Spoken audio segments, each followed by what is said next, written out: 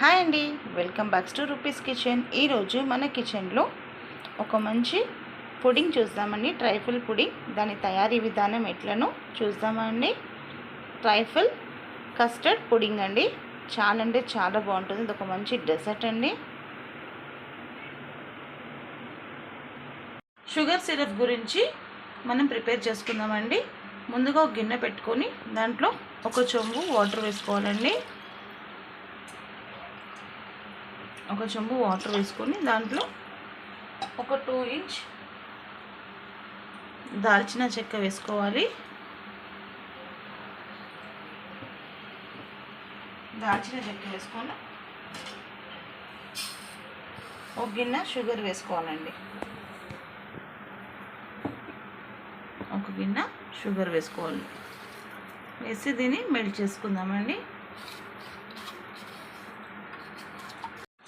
ఇప్పుడు దీన్ని మెల్ట్ చేసుకుందామండి. షుగర్ మొత్తం కంప్లీట్గా కరిగిపోవాలి. షుగర్ సిరప్ రెడీ అవ్వాలి మనకి. ఇలా షుగర్ అన్నీ బాగా మెల్ట్ అయిపోయినాక ఒక 2-3 మినిట్స్ బాగా బాయిల్ చేసుకుందామండి. చూడండి, షుగర్ మొత్తం మెల్ట్ అయిపోయింది, బాయిల్ అవుతుంది. ఇలా బాయిల్ అయినాక ఒక 2-3 టైమ్స్ బాగా బాయిల్ అయినాక పక్కన పెట్టేసుకుందామండి. ఒక 1 లీటర్ మిల్క్ తీసుకుందామండి. ఫుల్ ఫ్యాట్ది, అమూల్ది. మీ ఇష్టం, మీకు ఏది నచ్చితే అది తీసుకోండి. Full fat milk. దాంట్లోనే క్రీమ్ వేసేద్దామండి. 2 కలిపి వెయిట్ చేద్దాం. మన ఇంట్లో మేగడ ఉంటే కూడా అంతా ఒక బాక్స్లో స్టోర్ చేసి పెట్టుకున్నా కూడా పర్వాలేదండి. ఇలా క్రీమ్ కూడా వేసేసుకోవాలండి. అమూల్ది క్రీమ్. మన ఇంట్లో మేగడ ఉంటుంది కదండి, ఆ మేగడ, పాల మీద వచ్చిన మేగడ కూడా అంతా మనం తీసి స్టోర్ చేసి పెడుతుంటాం కదా, అది తీసి మనం స్టోర్ చేసి పెడతాం కదండి, అది కూడా యూస్ చేయొచ్చు. మరి పాతది ఉండొద్దండి, ఒక వారంది అట్లా. ఒక 2-3 డేస్ది ఫ్రెష్ క్రీమ్ ఉంటుంది కదండి, అలా అయితే ఈ పుడింగ్కి కరెక్ట్గా సెట్ అవుతుంది. ఇప్పుడు పాలు క్రీమ్ వేసాం కదండి, దీన్ని ఇలా కలుపుతూ మనం ఇక్కడే ఉండి మిక్స్ చేస్తూ పాలని వేడి చేసుకుందామండి.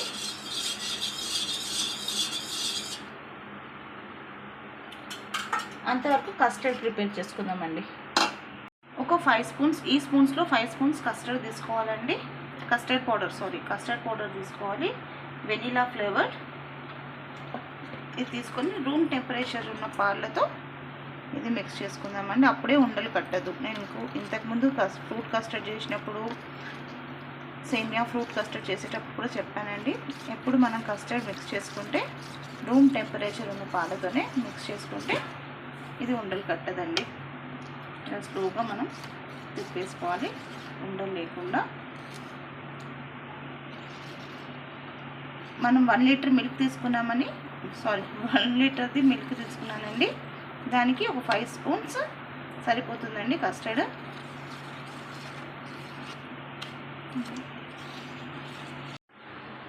క్రీమ్ వేసాం కదండి, మధ్యలో పాలని కలుపుతూ ఉండాలి. గ్యాస్ మీడియం టు లో ఫ్లేమ్లో అడ్జస్ట్ చేసుకొని పెట్టుకోవాలండి.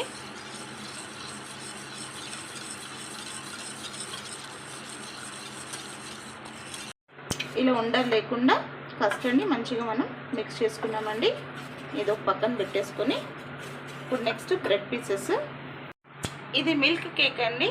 మనకి బేకరీలో ఈజీగా అవైలబుల్ ఉంటుందండి. దీన్ని మిల్క్ కేక్ని అనొచ్చు, స్పాంజ్ కేక్ని అనొచ్చు అండి. ఈజీగా అయ్యంగార్ బేకరీలోన, వేరెక్కడన్నా బేకరీలో కూడా దొరికిపోతుందండి. ఇలా ఉంటుందండి ఇది పీసెస్. ఇలా ఉంటుంది. దీన్ని ఇప్పుడు చిన్న చిన్న పీసెస్గా కట్ చేసుకోవాలి. నేను ఆల్రెడీ కట్ చేసి పెట్టుకున్నాను. మీ గురించి ఒకటి నేను కట్ చేసి చూపిస్తానండి. ఇది ఒక 5 పీసెస్ తీసుకున్నాను నేను. దీని ప్లేస్లో మనం బ్రెడ్ కూడా యూస్ చేయొచ్చండి, మిల్క్ బ్రెడ్. ఇలా మిల్క్ని కలుపుతూ ఉండాలండి, లేకపోతే కింద అడిగట్టుకుంటుంది. థిక్ మిల్క్ కదండి, అందుకని. ఇంకా దీంట్లో మనం క్రీమ్ కూడా వేసాం కదా. చూడండి, పాలు కూడా పొంగుతుంది. ఒక్కసారి ఇలా బాగా మిక్స్ చేసుకుందామండి.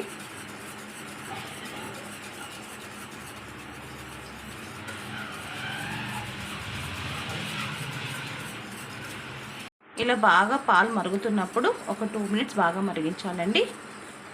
ఇప్పుడు మనం మిక్స్ చేసి పెట్టుకున్న కస్టర్డ్ పౌడర్ని దీంట్లో వేసేసుకుందాం. స్లోగా వేసుకొని కలుపుతూ ఉందామండి.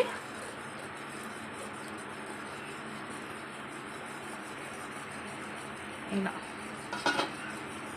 మీడియం టు స్లో ఫ్లేమ్లో పెట్టుకొని అడ్జస్ట్ చేసి పెట్టుకోవాలండి ఫ్లేమ్ని. చూడండి మనం కలుపుతూ ఉంటే ఇంకా థిక్ అవుతూనే ఉంది.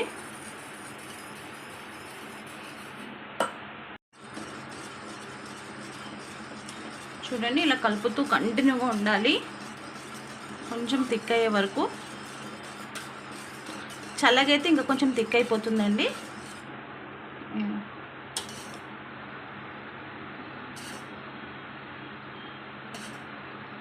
ఇలా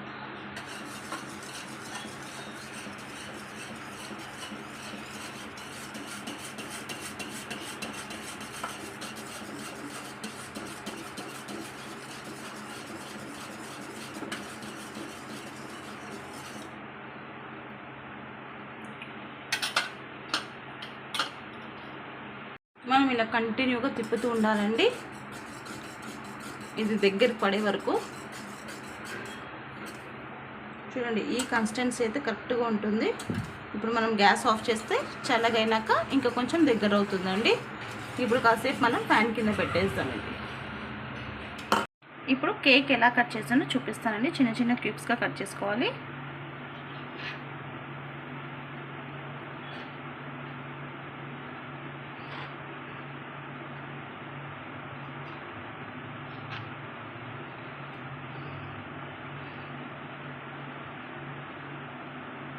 నేను మీకు చూపించడానికి కట్ చేసి చూపిస్తున్నాను, అందుకే నేను పక్కకు పెట్టాను. మిగతా కట్ చేసి పెట్టుకున్నానండి ముందే.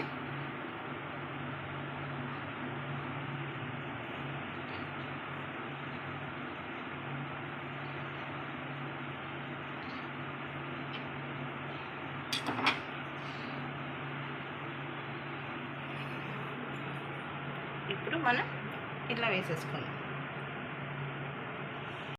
చిన్న చిన్న పీస్గా కట్ చేసుకున్న కేక్స్ని ఇలా ఒక ట్రేలో తీసుకొని ఇలా స్ప్రెడ్ చేసి పెట్టుకోవాలండి. ఇప్పుడు మనం చల్లార్చి పెట్టిన షుగర్ సిరప్ని కొంచెం కొంచెంగా తీసుకొని ఇలా రౌండ్గా వేసుకోవాలండి. బ్రెడ్స్ అంతా షుగర్ సిరప్లో మునిగినట్టు రౌండ్గా వేసుకోవాలి.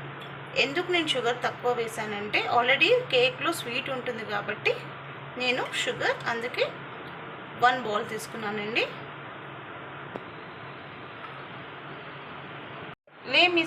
మీరు స్వీట్ ఎక్కువ తినే వాళ్ళైతే కొంచెం ఎక్కువ వేసుకోండి. నేను టేస్ట్కి తగినంత ఈ క్వాంటిటీ అయితే కరెక్ట్గా ఉంటుందండి. ఇలా ఒక లేయర్గా బ్రెడ్స్ కట్ చేసుకున్న తర్వాత ఇలా అంతా షుగర్ సిరప్ వేసుకోవాలండి.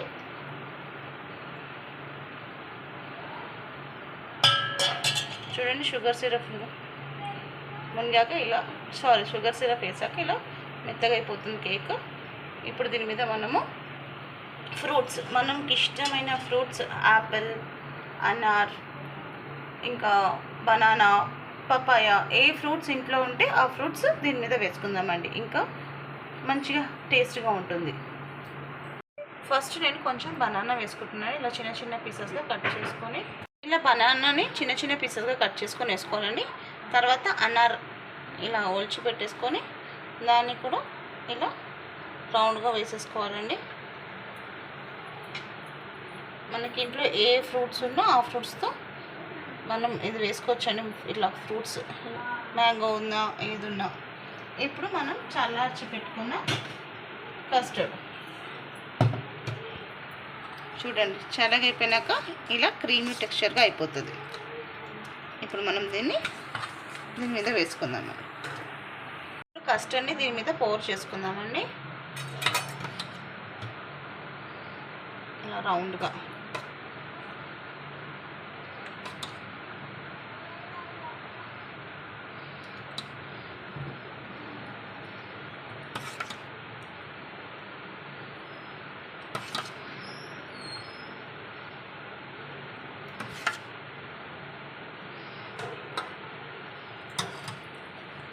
రౌండ్గా వేసుకొని ఇలా స్ప్రెడ్ చేసుకుందాం మొత్తం.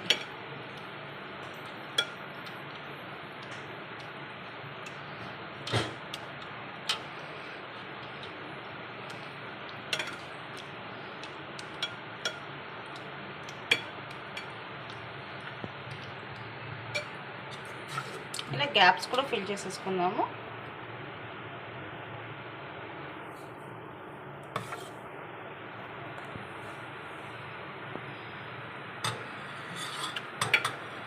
ఇలా అన్నీ బాగా స్ప్రెడ్ చేసేసుకుందామండి. ఇలా బాగా స్ప్రెడ్ చేసేసుకోవాలండి. ఇప్పుడు మళ్ళీ ఇంకొక లేయర్ మళ్ళీ కేక్ వేసుకోవాలి. ఇలా కేక్ మొత్తం ఇలా స్ప్రెడ్ చేసేసుకోవాలండి.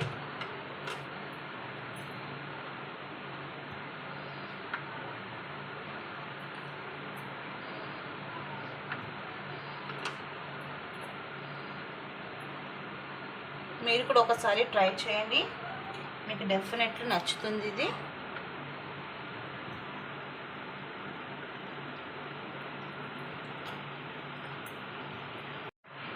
కస్టర్డ్ అంతా వేసేసుకున్న తర్వాత మళ్ళీ రిపీటెడ్ అండి, మళ్ళీ స్పాంజ్ కేక్ పెట్టేసుకొని మళ్ళీ మంచిగా స్ప్రెడ్ చేసేసుకొని మళ్ళీ ఇలా షుగర్ సిరప్ మొత్తం వేసేయాలండి.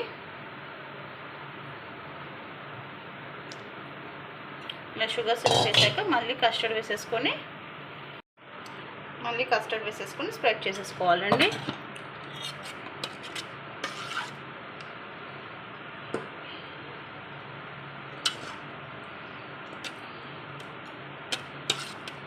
కొంచెం ఓపికతో చేసుకోవాలండి, చాలా బాగుంటుంది. ఇలా కస్టర్డ్ అంతా వేసుకుని స్ప్రెడ్ చేసేసుకోవాలండి. సేమ్ మనం ఫస్ట్ లేయర్ ఎలా చేసామో సెకండ్ లేయర్ కూడా అలానే స్ప్రెడ్ చేసి పెట్టేసుకోవాలి. ఇప్పుడు దాని మీద మనం కొంచెం కిస్మిస్ వేసుకోవాలండి, డ్రై కిస్మిసే. అలానే టూటీ ఫ్రూటీ చూడడానికి కలర్ఫుల్గా ఉంటుందండి. పిల్లలు కూడా తినేటప్పుడు బాగా ఎంజాయ్గా తింటారు, కలర్ఫుల్గా కనిపిస్తుంది. అలానే ఇంకా కాజు బాదం పిస్తా చాప్ చేసేసి అది కూడా డ్రై ఫ్రూట్స్ కొంచెం వేసేసుకోవాలండి.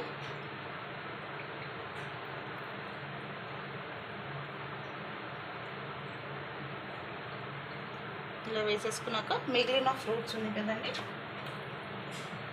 ఇంకా కొంచెం ఫ్రూట్స్, బనానా,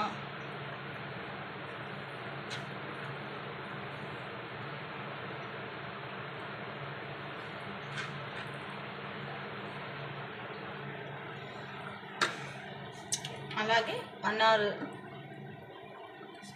అంత మంచిగా ఇది కూడా మంచిగా స్ప్రెడ్ చేసుకొని వేస్తున్నానండి లాస్ట్కి.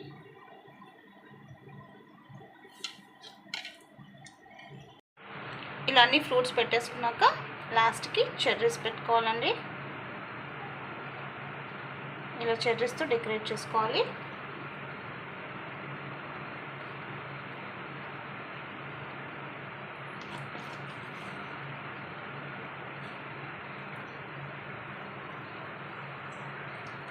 కొంచెం పైనుంచి ఇంకొంచెం డ్రై ఫ్రూట్స్ వేసేసుకుంటే రెడీ అయిపోయిందండి ట్రైబల్ పుడింగ్. ఇది ఒక 3 hours ఫ్రిడ్జ్లో పెట్టేసుకొని తింటే చాలా అంటే చాలా బాగుంటుందండి. మీరు కూడా ఒకసారి ట్రై చేయండి. నేను 3 hours తర్వాత మీకు చూపిస్తాను. ఇంకా 3 hours తర్వాత ట్రైబల్ పుడింగ్ తీసేసానండి ఫ్రిడ్జ్లో నుంచి. చాలా కూల్గా మంచి ఉంది. ఇప్పుడు మనం సర్వ్ చేసుకుందామండి.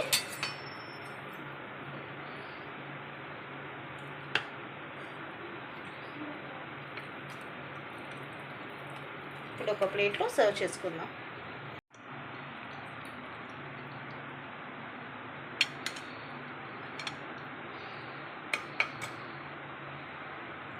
ఇలా ప్లేట్లో కూల్గా సర్వ్ చేసుకుంటే చాలా బాగుంటుందండి.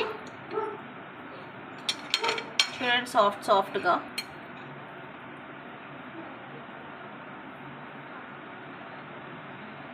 మీరు కూడా ఒకసారి ఇంట్లో ఈ డెజర్ట్ని ట్రై చేయండి. నచ్చితే లైక్ చేయండి, షేర్ చేయండి మీ ఫ్యామిలీ అండ్ ఫ్రెండ్స్తో. మీ రూపీస్ కిచెన్.